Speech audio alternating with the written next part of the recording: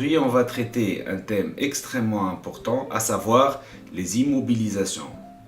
En plus des biens apportés par les associés, qui sont enregistrés à leur valeur convenue par les associés, les immobilisations corporelles peuvent faire l'objet d'une entrée à l'actif, à l'occasion d'une acquisition, à titre onéreux, à titre gratuit ou d'une production par l'entreprise. Pour les biens acquis à titre onéreux, en effet, le coût d'acquisition d'une immobilisation ou la valeur d'origine comprend tous les frais nécessaires pour mettre le bien au lieu et en l'état où il se trouve, c'est-à-dire l'immobilisation en état de marche, au lieu d'utilisation prévue. Sont donc inclus dans le coût d'acquisition le prix d'achat hors taxes et net des réductions, auxquels on ajoute les droits et taxes non déductibles supportés à l'occasion du bien, tels que les droits de douane, les droits d'enregistrement. Ainsi, il s'avère nécessaire de mentionner que la TVA déductible ne fait pas partie du coût d'acquisition. D'autre part, il faut ajouter les charges directes, c'est-à-dire les coûts directement rattachés à l'immobilisation, tels que les commissions, les frais d'acte, les honoraires des architectes et ingénieurs, les frais de démolition, les frais de préparation du site, les frais de livraison, les frais de manutention et les frais d'installation. Prenons un exemple. Une machine a été acquise à crédit un an auparavant, au prix de 100 000 dinars, dont 9 297 dinars d'intérêt. On nous demande de passer les écritures d'acquisition de cette immobilisation après avoir déterminé le coût d'acquisition.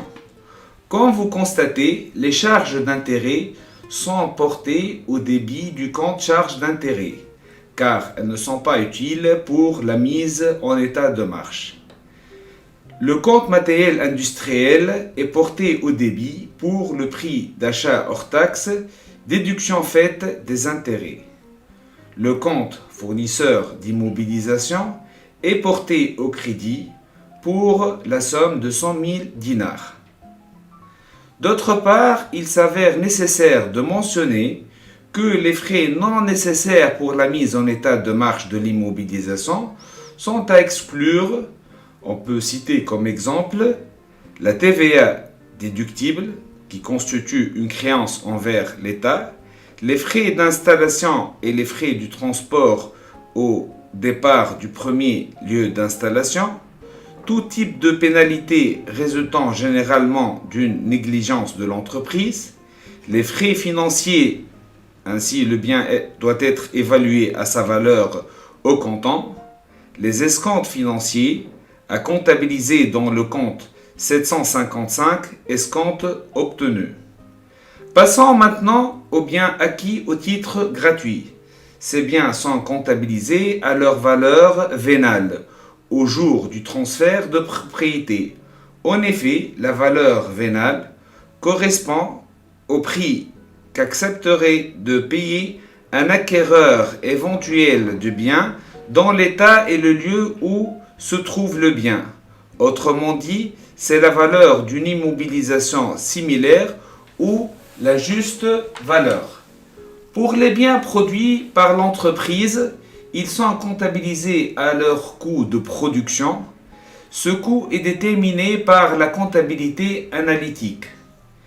Il comprend l'ensemble des charges directes telles que les achats consommés, la main-d'œuvre et les charges indirectes pouvant être rattachées à la production des immobilisations telles que les frais généraux de production. Prenons un cas particulier, le compte construction. Pour les coûts d'acquisition d'une construction, les éléments suivants font partie de ce coût. Le prix d'achat hors taxe net des réductions, les honoraires d'actes et intermédiaires, les droits d'enregistrement et autres taxes non récupérables, les frais de remise en l'état si la construction est acquise et ancienne.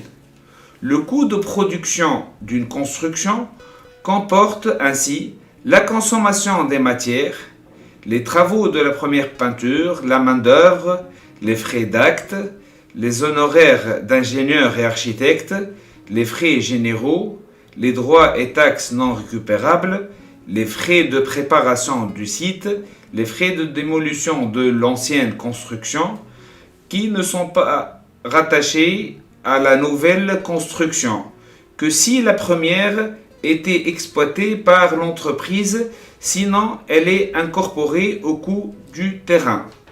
On peut prendre un deuxième cas particulier, c'est le cas du terrain.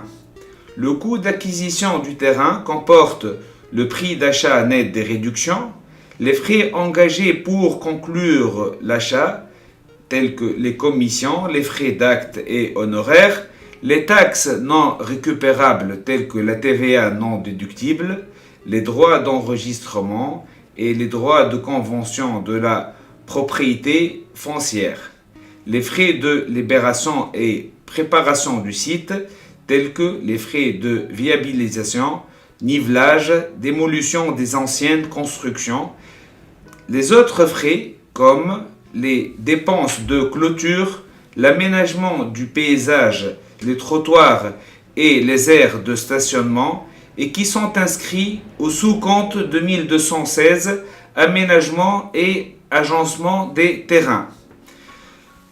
Prenons un troisième cas particulier. Lorsque l'ensemble immobilisé comprenant un terrain et une construction est acquise moyennant un prix global, il convient ainsi de dissocier entre le coût du terrain et le coût de la construction. Le prix du terrain est celui qui figure sur le contrat. À défaut de la séparation, s'effectue selon un critère raisonnable. Prenons un exemple, soit une entreprise qui a payé 250 000 pour un terrain et un bâtiment, une expertise fait ressortir la valeur du bâtiment et du terrain qui sont respectivement de 161 000 et 69 000. C'est la juste valeur. Donc vous pouvez visualiser la capsule traitant de ce sujet. On nous demande ainsi de déterminer le coût d'entrée du terrain et de la construction. La valeur d'expertise globale s'élève à 161 000 plus 69 000, à savoir 230 000. Donc la valeur du bâtiment est égale à 161 000 fois 250 000 sur la valeur globale, à savoir 230 000. Finalement, on aura 175 000.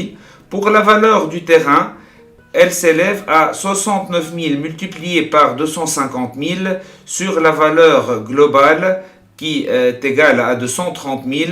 Donc on aura finalement 75 000 dinars. Je vous remercie pour l'intérêt que vous portez à nos vidéos. J'espère que ça vous a été utile. Pour plus d'informations, veuillez accéder à notre plateforme Piformia Academy.